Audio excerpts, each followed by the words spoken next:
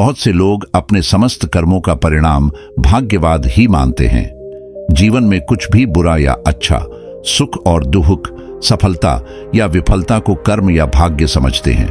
किस्मत का खेल भी निराला है। कई बार यह अयोग्य लोगों को सफलता के शिखर पर बैठा देती है तो कभी राजा को भिखारी बना देती है। भाग्य के विरोध में कोई हथियार काम नहीं करता है और भाग्य के आगे किसी भी नहीं चलती। भाग्य मजाक नहीं करता है और घटनाएं संयोग मात्र नहीं है। बिना कारण के किसी का अस्तित्व नहीं है। लेकिन इससे पहले कि आप इस कहानी में खो जाएं, हमारे चैनल को सब्सक्राइब कर लें। कहानी पर चलते हैं। प्राचीन समय की बात है। किसी गांव में एक ज्ञानी पंडित रहता था। उस पंडित का एक दोस्त दूसरे गांव में रहता था और वह जन्म से ही लंगड़ा और गूंगा था। एक दिन पंडित अपने उस दोस्त से मिलने के लिए घर से निकलता है। उसके दोस्त का गांव वहां से काफी दूर था। वह ज्ञानी पंडित रास्ते में जा ही रहा था कि उसे अचानक एक आदमी मिला। वह आदमी भी उस पंडित के साथ साथ चलने लगा।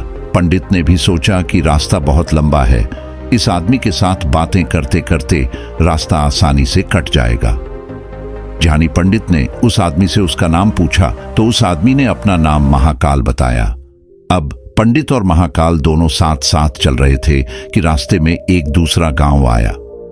तब महाकाल ने उस पंडित से कहा कि तुम आगे चलो, मुझे इस गांव में एक पहचान वाले से थोड़ा सा काम है, मैं काम खत्म करके अभी आता हूं।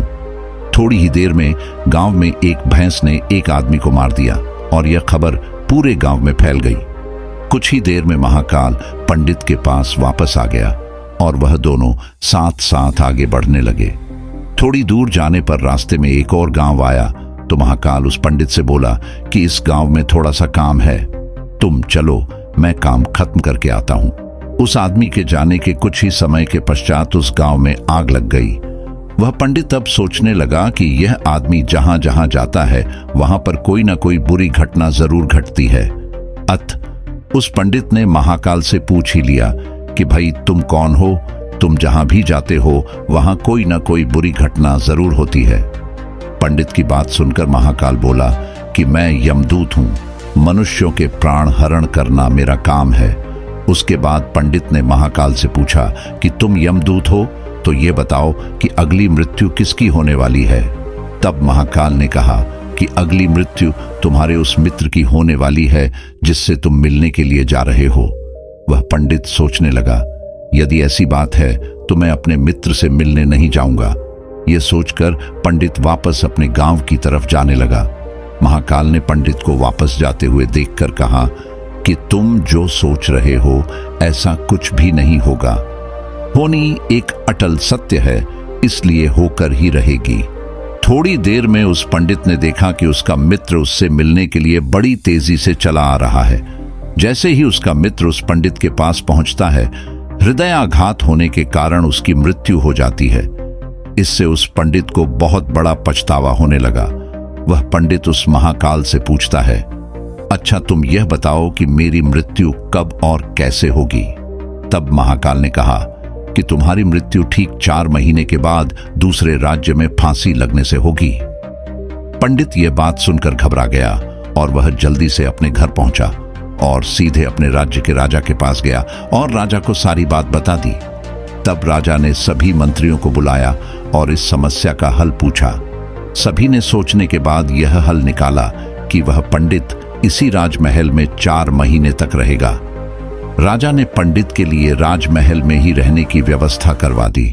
धीरे धीरे समय बीतता गया। उस पंडित को नींद में चलने की बीमारी थी और यह बात उस पंडित को मालूम भी नहीं थी। जिस दिन उसकी मृत्यु होने वाली थी, उसी रात्रि को वह पंडित नींद में राजमहल से बाहर निकल गया। पंडित राजा के यहाँ मेहमान था, इसलिए किसी भी पहरेदार ने उसे जाने से नहीं रोका। वह पंडित राजमहल से निकलकर दूसरे राज्य के राजमहल में पहुंच गया और जाकर राजा के शयन कक्ष में राजा और रानी दोनों के बीच में जाकर सो गया। सुबह जब राजा की नींद खुली तो उस पंडित को अपने शयन कक्ष में देखकर बहुत क्रोधित हुआ और गुस्से में उस पंडित को फांसी की सजा सुना दी। तब पंडित ने उस राजा को सारी कहानी सुना डाली। पंडित की बातों पर राजा को विश्वास नहीं आया। उसकी बातों की सच्चाई जानने के लिए राजा ने अपना एक गुप्तचर अपने पड़ोसी राजा के पास भेज दिया। गुप्तचर ने पड़ोसी राज्य में जाकर इसके बारे में पता किया। वापस आकर पंडित की बातों को बिल्कुल सत्य बताया। यह सुनकर उस राजा को अपने दिए दंड पर बहुत पछतावा हुआ। लेकिन उस राज्य का एक नियम था कि एक बार राजा जो सजा सुना दे तो उसको बदला नहीं जा सकता है।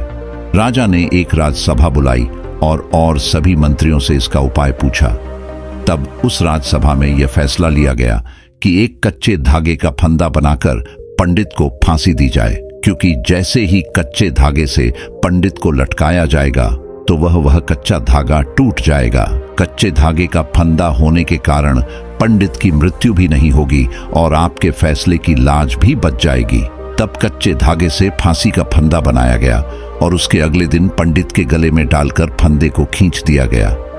सभी ने यह सोचा था कि पंडित को कुछ नहीं होगा। फांसी देते समय धागा तो टूट गया, लेकिन उस कच्चे धागे की वजह से उस पंडित के गले की नस कट गई, जिसकी वजह से उसका खून तेजी से निकलने लगा।